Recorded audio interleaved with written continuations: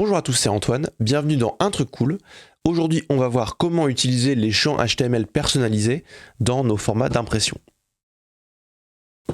Alors ici, j'ai fait un format d'impression personnalisé.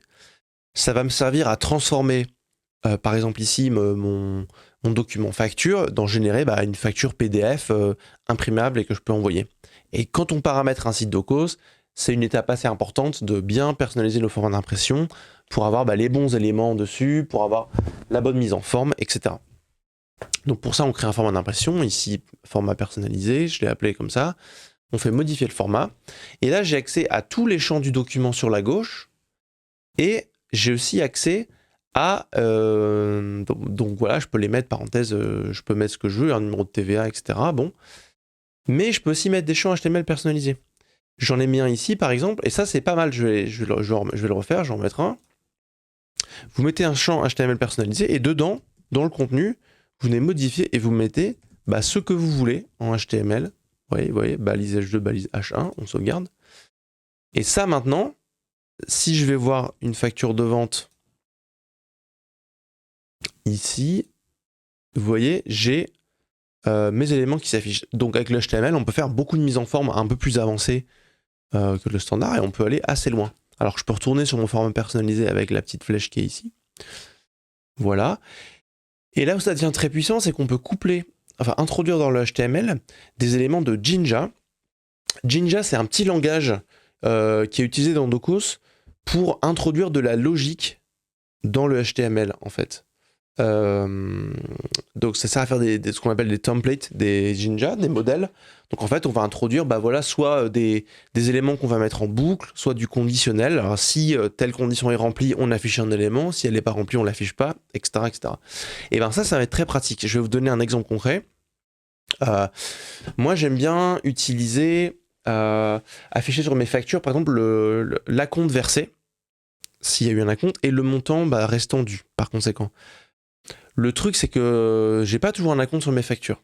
Et donc, quand j'ai pas d'acompte, j'ai pas envie d'afficher ces champs-là. Parce que sinon, évidemment, je peux les récupérer sur la gauche, et il n'y a pas de problème. Mais là, je veux introduire du conditionnel. Donc, pour ça, je vais mettre un champ HTML. Je vais coller le code d'avance. Alors, en fait, j'ai récupéré la syntaxe HTML depuis la vue Docos. Et en fait, je respecte la syntaxe HTML des champs qui existent déjà. Comme ça, mon champ, il a la mise en forme d'un champ entre guillemets standard. Sauf que j'introduis la notion de Jinja. J'ai une petite aide ici. On parle des propriétés dynamiques. Donc ici, par exemple, je vais afficher mon champ. Donc si mon doc.totaladvance, ça veut dire si il y a une avance qui est pas 0, alors déjà, on affiche deux champs qui sont l'acompte déjà perçu et le montant restant dû. Donc pour ça, je vais dans la petite balise label, je mets acompte déjà perçu, et en dessous, je vais mettre la valeur. Donc on met entre double crochet, doc. Là on met le nom du champ. Dans ce cas précis, comme je veux afficher une valeur monétaire, en fait on ajoute get formatted, entre parenthèses, le nom du champ. Pourquoi get formatted? Ce que ça va faire, c'est que ça va mettre en forme ma valeur monétaire en ajoutant le signe euro, ou alors le signe dollar si c'est des dollars, en mettant le dollar devant la valeur, par exemple, etc. etc. Puisqu'en dollars, le signe est devant. Et ça, c'est plus automatisé. Sinon, on pourrait le faire manuellement, mettre la valeur et mettre le signe euro, mais bon, on fait les choses proprement ici. Donc, doc.getFormatted, totaladvance, et mon temps restant dû, voilà. Donc, je fais mettre à jour. J'ai ma valeur qui est là. Hop.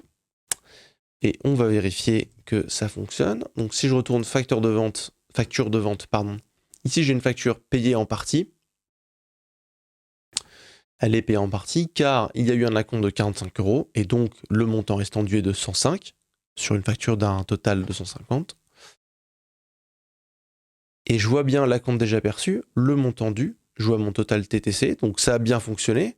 Maintenant, si je vais sur une autre facture pour laquelle il n'y a pas eu d'acompte, par exemple celle-ci, eh bien, le champ ne s'applique pas, ma condition a été remplie.